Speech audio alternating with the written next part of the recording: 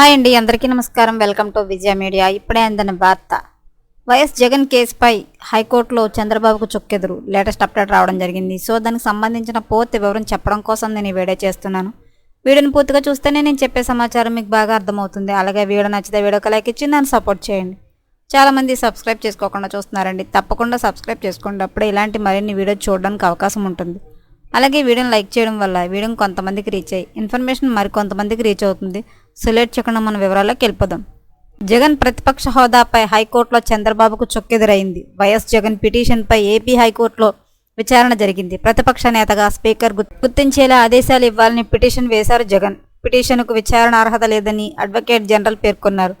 Article 208, 212 ప్రకారం ఉందన్నారు Jagan advocate. రాజకీయంగా కాకుండా కక్షపూరితంగా ప్రతిపక్ష నేత హోదా ఇవ్వటం లేదని కోర్టుకు తెలిపారు జగన్ అడ్వకేట్.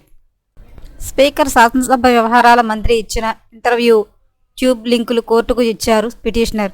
ప్రతిపక్ష నేతగా గుర్తించాలని స్పీకర్కు జగన్ రిప్రజెంటేషన్ ఇచ్చారా అని ప్రశ్నించారు న్యాయమూర్తి. గత నెల 24న ఇచ్చారని కోర్టుకు తెలిపారు జగన్ అడ్వకేట్. ఈ తరుణంలోనే చంద్రబాబుకు షాక్ ఇస్తూ అసెంబ్లీ కార్యదర్శి, స్పీకర్ కార్యదర్శి నోటీసులు జారీ చేసింది కోర్టు. ఇక కౌంటర్ దాఖలు చేయాలని ఆదేశిస్తూ 3 వారాలకు విచారణ వాయిదా వేసింది హైకోర్టు. ఎప్పటికప్పుడు మరిన్ని లేటెస్ట్ అప్డేట్ల కోసం మన ఛానల్ తప్పకుండా సబ్స్క్రైబ్ చేసుకోండి. Thanks for watching.